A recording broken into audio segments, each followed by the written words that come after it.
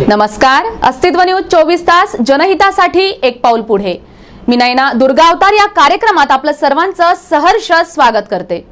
भारतीय संस्कृतीमध्ये सण आणि उत्सवाला अनन्यसाधारण महत्त्व आहे. गणेशोत्सवानंतर आता नवरात्राची धामधूम सुरू झाली आहे आणि नवरात्राची सुरुवात चैतन्यमय वातावरणात सर्वत्रच पाहायला मिळते. भारतामध्ये एकूण 51 शक्तिपीठ आहेत. त्यापैकी महाराष्ट्रामध्ये 3.5 शक्तिपीठ आहेत. त्यात तुळजापूर, कोल्हापूर, वनीगड आणि माहूरगड यांचा समावेश आहे. आमच्या दुर्गा अवतार या कार्यक्रमात आपण आज जाणून घेणार आहोत घाटन देवीची आख्यायिका. चला तर मग जाऊया घाटन देवीच्या दर्शनाला. मुंबई आग्रा महामार्गावर नागमोडी वळणाचा कसारा घाट लागतो. मुंबई कसारा घाट येथे आपण आहोत, ज्या ठिकाणी स्वयंभू प्रकट झाली आणि तेथूनच थोड्या अंतरावर ती लुप्त झाली. या परिसरात जर बघितले तर भक्तांना मनमोहक करेल असे सुंदर वातावरण आहे. खोल अशी दरी आणि त्यातून वाहणारा झरा खरंच मनाला मोहक करणारा आहे. तर ही स्वयंभू जेथे लुप्त झाली, जाऊयात त्या मातेच्या दर्शनाला.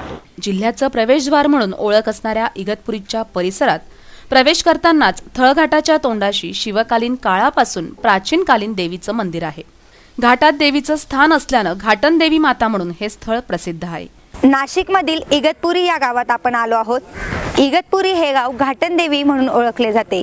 घाटन देवीचा इतिहास बघितला तर हे मंदिर घाटात असल्या कारणाने ह्या देवीला घाटन देवी म्हटले जाते.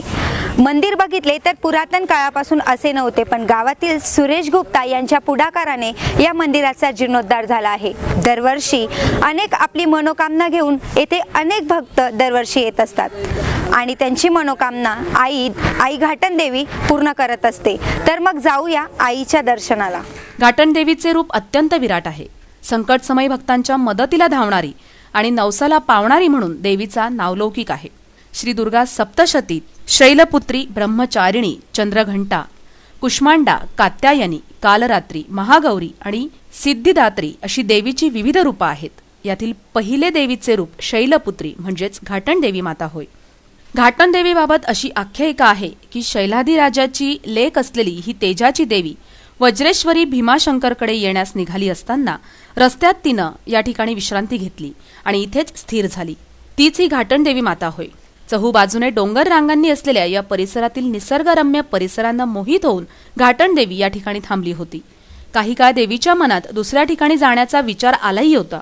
मात्र निसर्गाचा महिमा देवीला इथंच थांबण्यास प्रवृत्त करत असल्यानं देवीनं या ठिकाणीच मुक्काम ठोकला, अशी ही घाटन देवीची कथा सांगितली जाते. याच घाटन देवीच्या मंदिरासमोर उंट दरी आहे. या दरीत डोकावून बघितलं असता सृष्टी सौंदर्याचा अनोखा नजारा डोळ्यांचं पारणं फेडतो. कल्याणचा खजिना लुटून उंट या दरीत लोटले गेले म्हणून या दरीला उंट दरी असंही म्हणतात. तसंच हिंदवी स्वराज्याचे स्वप्न उरी बाळगणाऱ्या छत्रपती शिवाजी महाराजांनी कल्याण मार्गे थळ अर्थात कसारा घाटात येऊन घाटन देवीची यथासांग पूजन अर्चन करून दर्शन घेतल्याचेही इतिहासात नोंद आहे.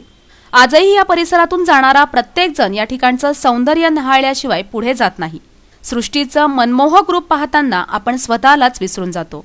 पूर्वी जव्हारकडून पुण्याकडे मावळ भागात जाणारा अतिदुर्गम रस्ता याच उंटदरीतून जात होता. भातसा नदीचा उगम याच दरीतून झालाय. त्यामुळे भातसा हे मोठं धरण या ठिकाणी बांधण्यात आलंय.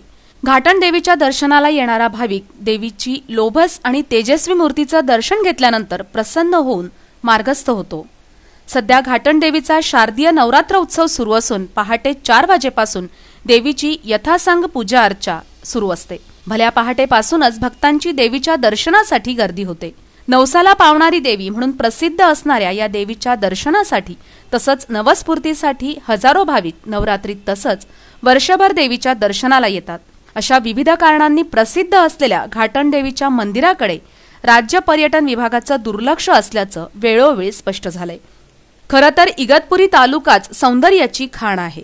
हा तालुका पिकनिक स्पॉट म्हणून विकसित करण्याचा शासकीय पातळीवर प्रस्तावही तयार झाला होता. मात्र कुठे माशी शिंकली माहीत नाही. पण इगतपुरी तालुका पूर्वीही मागासलेला होता आणि आजही मागासलेलाच आहे. राजकीय नेत्यांची संकुचित प्रवृत्ती, त्यातच वारसा हक्कानं आलेलं प्रतिनिधित्व याच अहंकारात वावरणाऱ्या या नेत्यांनीच खरं तर इगतपुरीची वाताहात केली आहे. इगतपुरीजवळच महिंद्रा अँड महिंद्रा कंपनीचा इंजिन बनवण्याचा कारखाना आहे. मध्य रेल्वेचे जंक्शन तसंच ध्यानधारणेचे शिक्षण देणारे विपश्यना केंद्रही इगतपुरीलाच आहे. या ठिकाणी देशासह परदेशी नागरिकही विपश्यना केंद्रात येतात. तसंच घाटण देवीचं स्थान मुंबई आग्रा महामार्गालगत असल्यानं देवी मंदिराच्या चहूबाजूने निसर्गाने उधळण केलेली असल्याने घाटण देवी मंदिराचा जीर्णोद्धार करून भाविकांसाठी सर्व सोयी सुविधा उपलब्ध करून दिल्यास घाटण देवीच्या लौकिकात भर तर पडेलच, पण स्थानिक भूमिपुत्रांसाठी रोजगाराचा नवीन पर्याय उपलब्ध होऊन सरकारला मोठ्या प्रमाणावर कर रूपी आर्थिक आवकही सुरू होईल. अस्तित्व न्यूजसाठी प्रशांत गोडसे, इगतपुरी.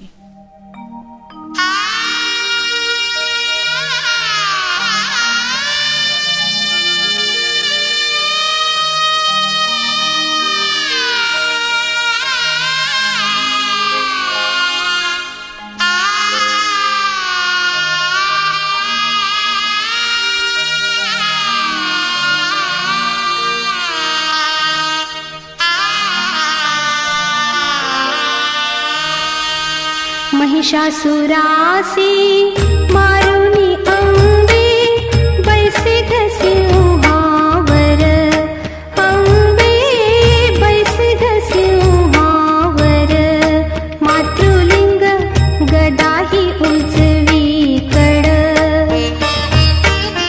दैत्यासी मारुनी भक्त रक्षिले, तरी तुग अपुल्या पायी प्रतापे थोर तू अंबाबाई.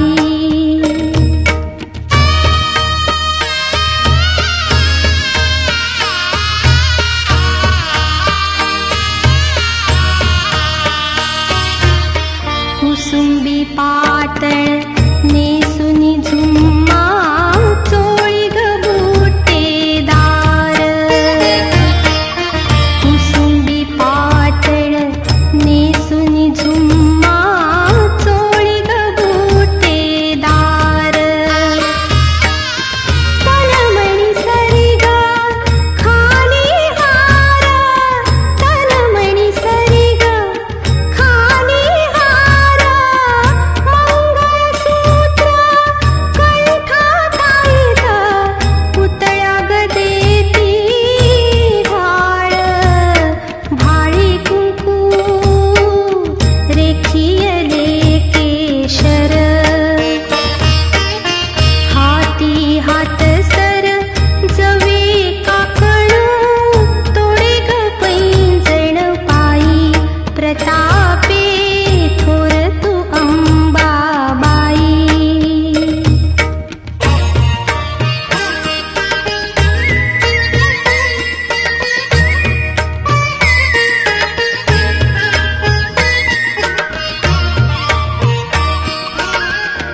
शुक्रवारी निघता स्वारी, वाद्यांचा गजर,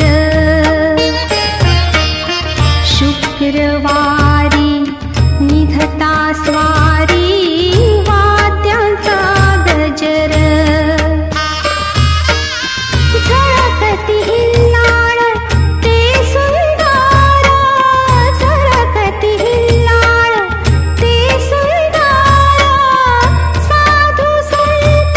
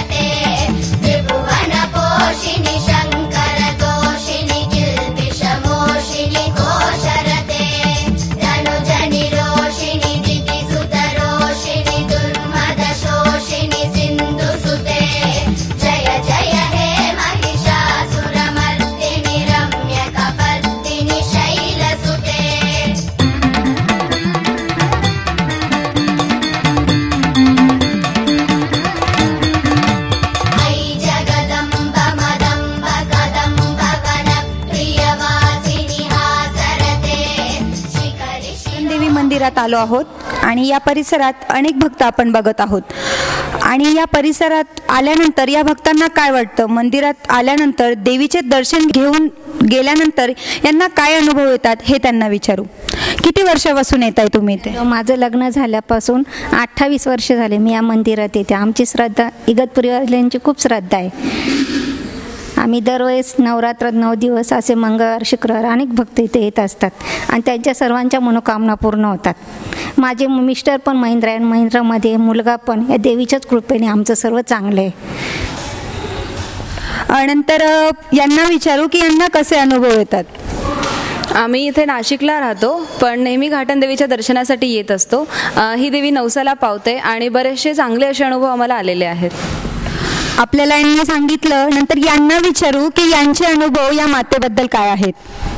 अनुभव चांगले आहे. देवी पावती आणि नवरात्रामध्ये तर खूपच छान वाटणार आणि दर्शन घेतल्यावर खूप प्रसन्न वाटतं. देवी नक्कीच नवसाला पावती, त्यामुळेच आम्ही पण इथे येतो. घाटन देवी इथल्या देवस्थानात आपण आलो आहोत. इथल्या भाविकांशी जाणून घेऊया त्यांना कुठले अनुभव आले देवीबद्दल. आपलं नाव काय? ज्ञानेश्वर झुंद्रे. किती वर्षापासून आपण येतो? आम्ही दरवर्षी तिथे येतोय. तुमची कुठली इच्छा पूर्ण झालेली आहे? आता आपण जे मनात इच्छा धरली ती देवीची ठराविक पूर्ण म्हणजे 100% आम्हाला अनुभव आहे. त्यामुळं आम्ही श्रद्धेने इकडे येतोय. दुसरे भाविक आपल्याबरोबर आहेत, त्यांच्याकडून जाणून घेऊया. पुरातन कालापासून या ठिकाणी 9 दिवस फुल गर्दी असते आणि चांगल्या प्रकारचे उत्सव इकडं साजरे होतात. ठीक आहे.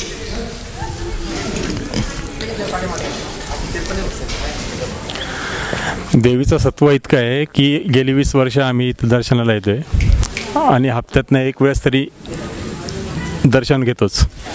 देवीचं सत्व खूप आहे. घाटन देवी इथे पर्यटन स्थळ पण आहे. पर्यटन स्थळावरती बरेच भाविक येत असतात. आता तिथे सिक्युरिटी कशी आहे आणि भाविकांना काय नियम हे ठरवले आहे शासनाप्रमाणे ते जाणून घेऊया. तिथले अधिकारी आहेत त्यांच्याशी. इथं घाटन देवीला जे भाविक येतात ते पर्यटन स्थळाला सुद्धा भेट देतात. ते तिथं आल्यावर शिल्पी काढायच्या ह्याच्यात असतं. आम्ही त्यांना शिल्पी काही काढून देत नाही. व्यवस्थित त्यांना पर्यटन स्थळाची माहिती देऊन तिथं जे पॉईंट बनवलेले तिथं नेऊन त्यांना ती माहिती दिलेली जाते. सम्राट पटेल, अस्तित्व न्यूज. आम्ही नाशिक अंबड इथून आलेलो आहोत. देवी अतिशय जागृत आहे. आम्ही इथे महिन्यातनं एकदा तरी येत असतो. देवीचे भरपूर असे अनुभव आम्हाला आलेले आहेत की देवीला मागितलेली इच्छा ही मनोकामना ही नेहमी पूर्ण होते. त्यामुळे आम्ही महिन्यातनं जसं जमेल तसं आम्ही इथे येत असतो सहकुटुंब सहपरिवार. मी आदित्य संतोष घुगे आहे. इथं दरवर्षी यात्रा भरती देवीची. आम्ही इथं खूप खेळतो, खेळणी बिळणी घेतो.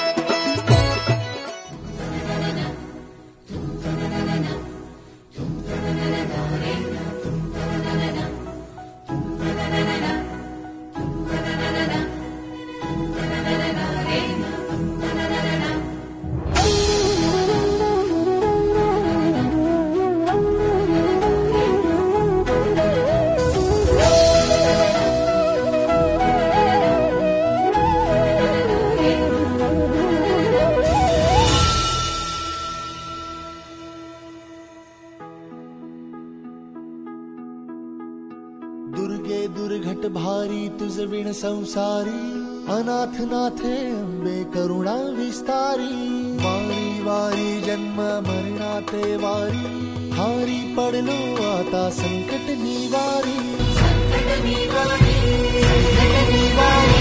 जय देवी जय देवी महिषासुरमर्दिनी, सर्वेश्वरवरदे कारक संजीवनी. जय देवी जय देवी महिषासुरमर्दिनी, सर्वेश्वरवरदे कारक संजीवनी. जय देवी जय देवी जय देवी. जन्माने विदर्भ कन्या असलेल्या पण लग्नानंतर पती सुभाष देशमुख यांच्यासोबत चरितार्थासाठी नाशिकला आलेल्या, एखादी नोकरी करून सुखाने संसार करायचा एवढंच स्वप्न होतं. पण हे करत असताना एवढ्या मोठ्या शहरात आपला निभाव लागेल का असा विचार दररोज गंगेच्या किनारी बसून करीत असू. खरं तर नागपूर विद्यापीठातून MA, MEd, PhD साठी प्रबंध केला. पण लग्नानंतर वेगळीच दिशा मिळाल्यानं PhDला बाल वाङ्मय विषय घेतला. अमरावती ते नाशिक हे अंतर पूर्वी खूप वाटायचं. पती सुभाष देशमुख यांना बडे सर असं म्हणतात. हे नाव त्यांना विद्यार्थ्यांनीच दिलं. असा आपला अनुभव कथन करताना सौ विजयाताई सुभाष देशमुख यांनी आयुष्यात अनेक चढउतार बघितले. सुरुवात गिरणा अशोक पब्लिक स्कूल बेलगंगा इथं वसाहती शाळेनं झाली. मंत्र्यांच्या साखर कारखान्याच्या ठिकाणी असलेल्या या शाळेची धुरा सरांनी यशस्वी सांभाळली. परंतु मनस्वी स्वभावामुळे नोकरीत तडजोड करायची नाही या स्वभावानं इथेही फाटलं. तेव्हा शिक्षण क्षेत्रातच काम करायचं तर स्वतःचीच एखादी शाळा काढा असा सल्ला हितचिंतकांनी दिला. यातूनच मग गाडगेबाबा धर्मशाळेत जागा मिळवून 8 मुलांच्या उपस्थितीत निवासी शाळा सुरू केली. मुलं आणि आम्ही एकाच हॉलमध्ये राहत असू. धडपड, जिद्द, अपार कष्ट, धावपळ या जोरावर आडगाव विंचुरगवळी इथं जागा मिळवत निवासी शाळा सुरू केली.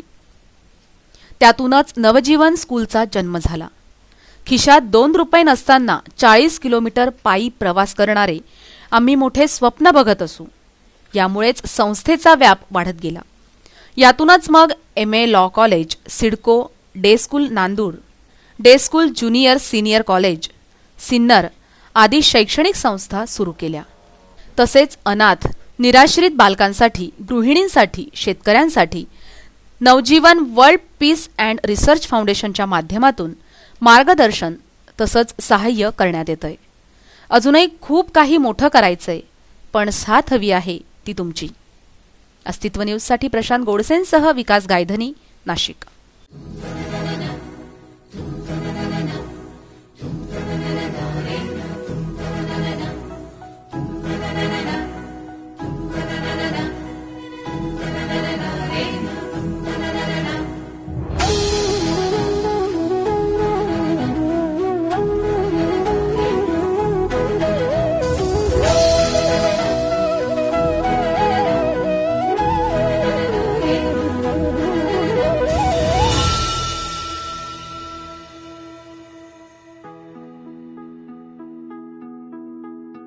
दुर्गे दुर्घट भारी तुझ विण संसारी, अनाथ नाथे अंबे करुणा विस्तारी. वारी वारी जन्म मरणाते वारी, हारी पडलो आता संकट निवारी. संकट निवारी, संकट निवारी. जय देवी जय देवी महिषासुरमर्दिनी, सर्वेश्वरवरदे कारक संजीवनी. जय देवी जय देवी महिषासुरमर्दिनी, सर्वेश्वरवरदे कारक संजीवनी. जय देवी जय देवी जय देवी. नमस्कार. मी जन्माने विदर्भ कन्या परंतु नाशिकची सून म्हणून मी इथे आले आहे. माझं शिक्षण नागपूर युनिव्हर्सिटीत झालं आहे. MA MEd, MEdला गोल्ड मेडल होतं.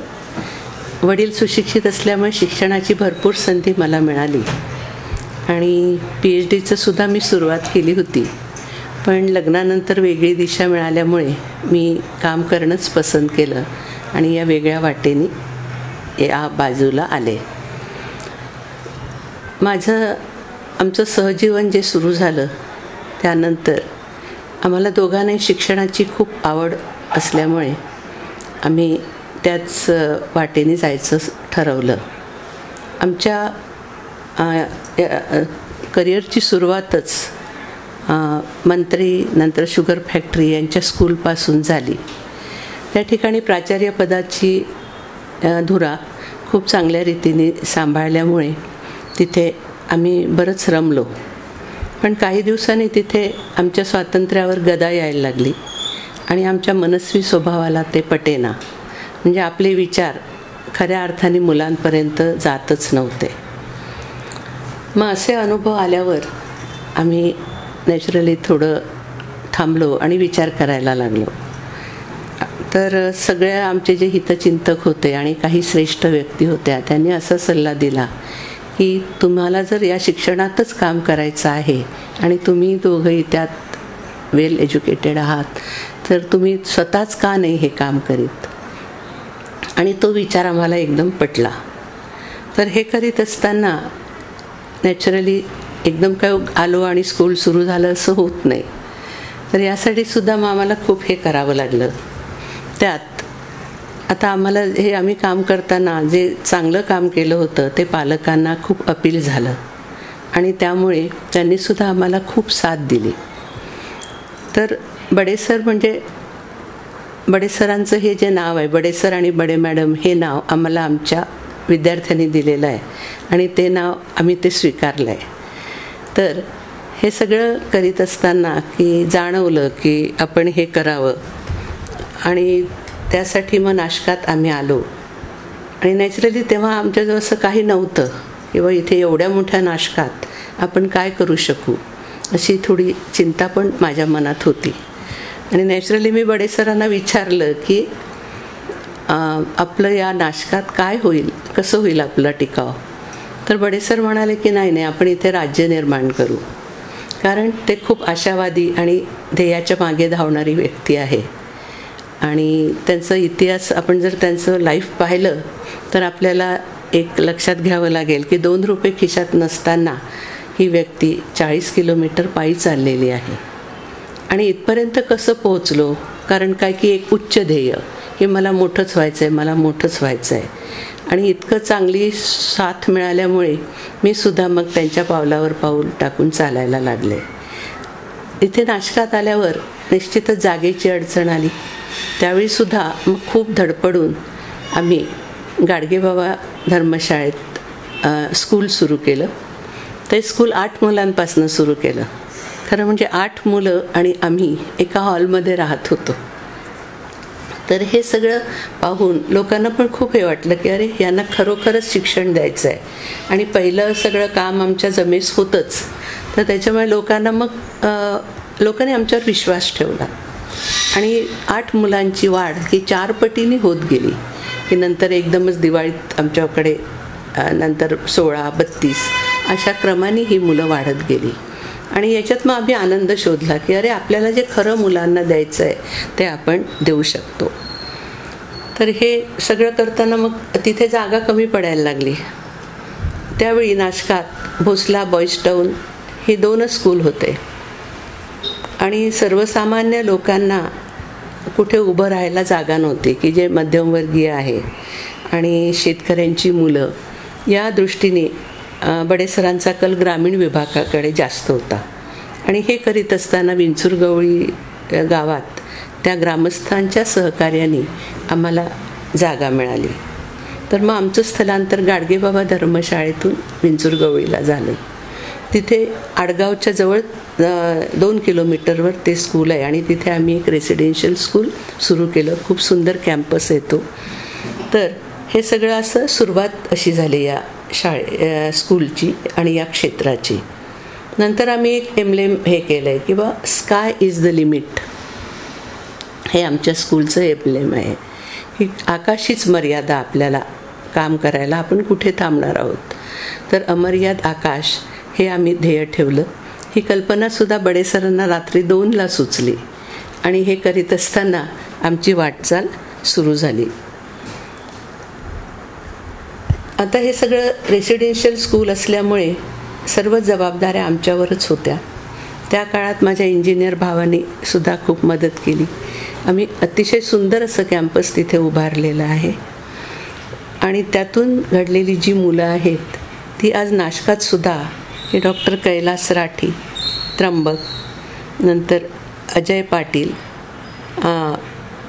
गुणवंत मेडिकल आणि त्यांचं जे ओझरला एक मोठं शॉप आहे त्याचे विद्यार्थी, हे सगळे विद्यार्थी आमचे विद्यार्थी आहेत. आणि ते प्रत्येक क्षेत्रात खूप यशस्वीपणे काम करत आहेत. बिझनेस असो, वैद्यकीय क्षेत्र असो, मेडिकल क्षेत्र असो, तर त्यात आम्ही यशस्वी झालो.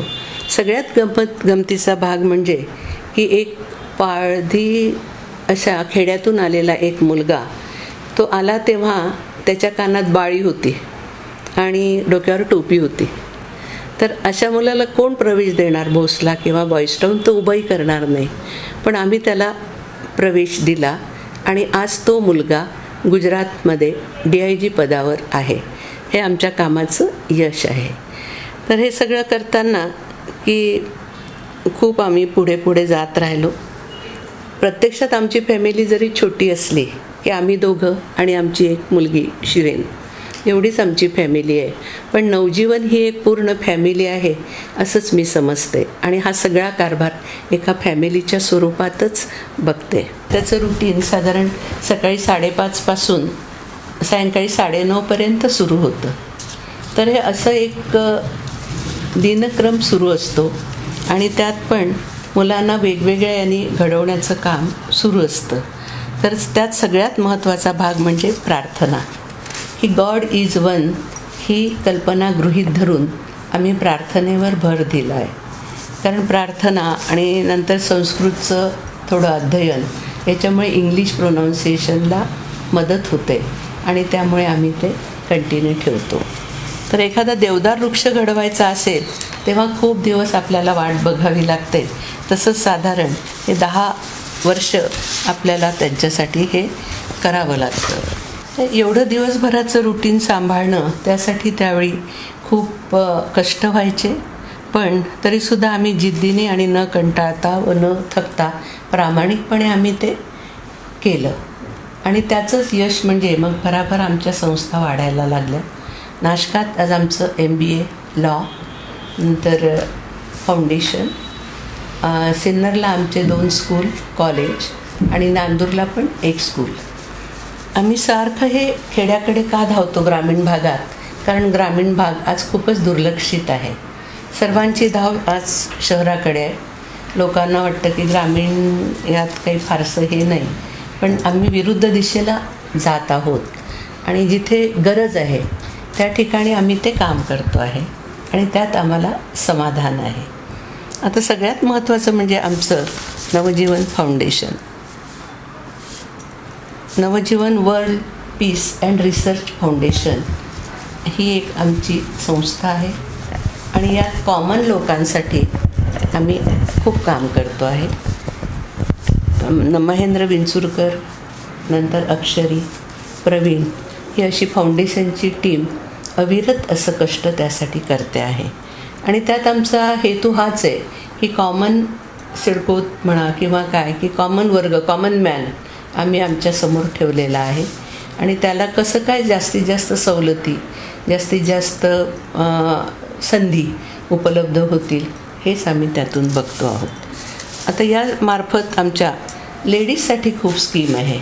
नवरात्राच्या निमित्ताने तुम्ही पण हेच गृहीत धराल की लेडीजसाठी व विशेष आम्ही काय करतो आहे फाउंडेशनमार्फत. तर सुगरण, टेलरिंग, स्पोकन इंग्लिश, नंतर जे मायक्रो फायनान्स ही जी स्कीम होती ती आम्ही खूप आधी सुरू केली होती. आत्ता हे आपलं प्रकाशात आलं आहे. पण आम्ही खूप या लेडीजला वेगवेगळ्या स्वरूपात मदत करणं, बचत गट हे करणं, या ठिकाणी मेडिकल सेवा त्यांना देणं. उर्वी आणि अशोक पिरॅमल ग्रुपच्या सहाय्याने आमची मोबाईल व्हॅन फिरत होती. त्यात गरजूंना वैद्यकीय मदत आम्ही देत होतो. शेतकरी मेळावा, आदिवासींचं शिक्षण, बाफन विहीर या ठिकाणी आम्ही काम केलं आहे. नाशकात एक आक्कीच पाठशाला म्हणून की जिथे ज्या मुलांना शिक्षणपासून जे वंचित आहेत त्या मुलांना आम्ही ते शिक्षण देतो आहोत आणि ते आखीच पाठशालासुद्धा चांगल्या रीतीने माझी टीम सांभाळते आहे. बालविवाह रोखणे हे सुद्धा आमच्या फाउंडेशनमार्फत चाललेलं काम आहे. पोलीस प्रशिक्षण आम्ही धुळ्याला घेतलेलं आहे. मोफत कायद्याचा कायदेविषयक सल्ला, तणावमुक्ती, स्नेह मेळावा, करिअर गायडन्स हे सगळं आम्ही यामार्फत फाउंडेशनमार्फत करतो. आता आमचा नुकताच नवीन प्रोग्राम म्हणजे जल्लोष नारी शक्तीचा हा आम्ही आता नवरात्राच्या निमित्ताने प्रत्येक ठिकाणी घेणार आहोत. म्हणजे याचा सगळा फायदा या मध्यमवर्गीय लेडीज की ज्यांना बाहेर यायला संधी मिळत नाही अशा स्त्रियांना होईल आणि म्हणून आमचं त्याच्यावर जास्त भर आहे. 240 मुलांचा आईवडील हा एक लेख महाराष्ट्र टाइम्सला आला आणि त्यानंतर पालकांचा विश्वास द्विगुणित झाला आणि त्यावेळी हे सगळे समाजातील ज्येष्ठ व्यक्ती, तात्यासाहेब वगैरे सारखं त्यांचं सरांवर खूप प्रेम होतं की तुम्ही ते सरांना म्हणायचे की तू इंग्लिश बोल, मराठीचे असू नये ते सारखं म्हणायचे की तुम्ही इंग्लिश बोललेलं मला आवडतं आणि ते सुद्धा मुलात येऊन रमायचे. ते मला म्हणायचे की तू का नाही पूर्ण करत PhD. मग मी म्हणायचे की अहो काका तात्यासाहेब मी स्वतः कामच करते मुलांमध्ये, मग PhDचा ग्रंथ लिहायला मी कशाला वेळ घालू. म्हणून मग मी प्रत्यक्ष कामाला लागले. त्या काळात पुलं, नंतर तळवलकर, सिडकोचे MD मिस्टर सिन्हा या सगळ्या मोठमोठ्या लोकांनी भेटी देऊन आम्हाला धीर दिला, नंतर मार्गदर्शन केलं आणि त्यांचे आशीर्वाद आम्हाला मिळाले. सध्या आम्ही जरी तळागाळात काम करीत असलो तरीसुद्धा जेव्हा आपण बऱ्याच परदेश व्हिजिट झाल्यामुळे तिथलं उच्च आणि उदात्त लोकांपर्यंत कसं पोचवता येईल, अर्थात मुलांच्या माध्यमाने आपल्या संस्थेत कसं जास्तीत जास्त उच्च हे आणता येईल विचार, संधी, याचाच आम्ही सतत विचार करतो.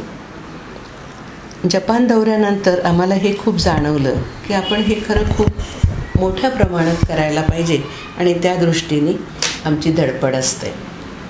आमच्या संस्थेत व्यक्तिपूजा नाही आहे की आम्ही सर्वांना समान संधी देऊन काम करण्याचा प्रयत्न करतो. आता आम्ही सबऑर्डिनेट आणि दुसरी फळी तयार करायच्या मागे आहोत. त्यात डॉक्टर प्रीती कुलकर्णी, प्रिन्सिपल मंगल पवार, NS गायकवाड, BB पाटील, अनिल शेळके, अरुण भालेराव, डिंपल पाटील हे सगळी टीम माझ्याबरोबर बरीचशी तयार होते आहे आणि तेच पुष्कळसा कारभार पाहत आहेत. त्यांना फक्त मार्गदर्शन करण्याचं काम मी करते. शिक्षणात वेगवेगळे प्रयोग करायला मला आवडतात किंवा असं मुलं आता तिथे आहेत तर मागे शेतात जाऊन त्यांना प्रत्यक्ष शिक्षण द्या किंवा त्यांना असं प्रत्यक्ष सांगा. आजूबाजूला शेती असल्यामुळे तो फायदा मला मिळतो की आता पीक पेरलं आहे की अरे बघा हे आलं ते आलं. तर हे सर्व मी माझ्या स्टाफला सुचवते.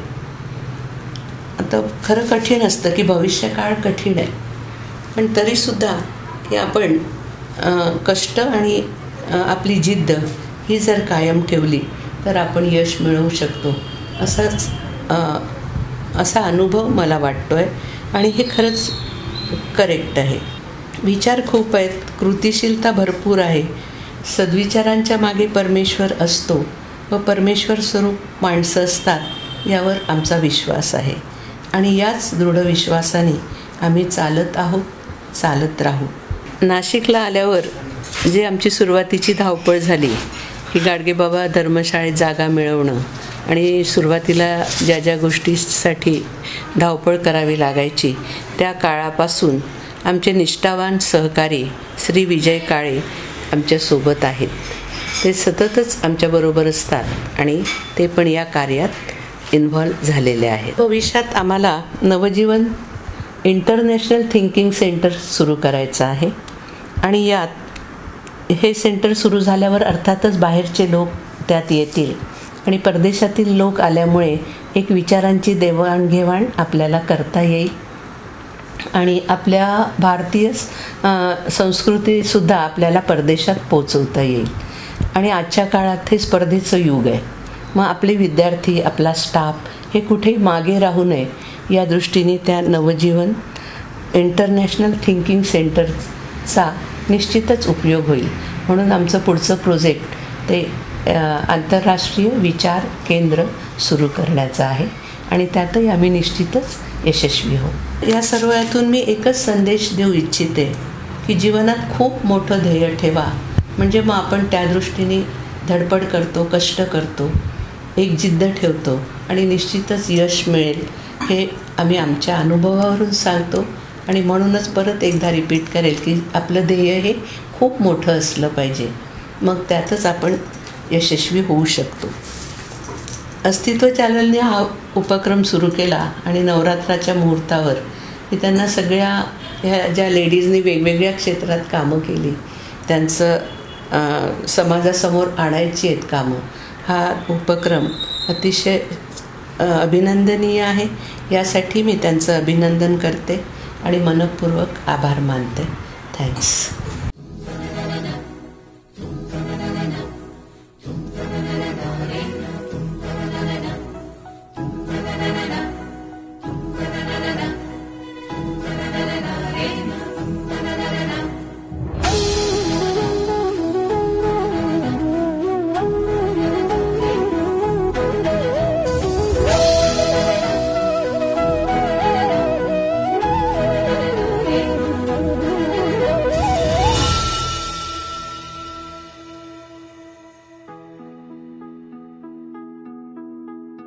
दुर्गे दुर्घट भारी तुझ विण संसारी, अनाथ नाथे अंबे करुणा विस्तारी. वारी वारी जन्म मरणाते वारी, हारी पडलो आता संकट निवारी.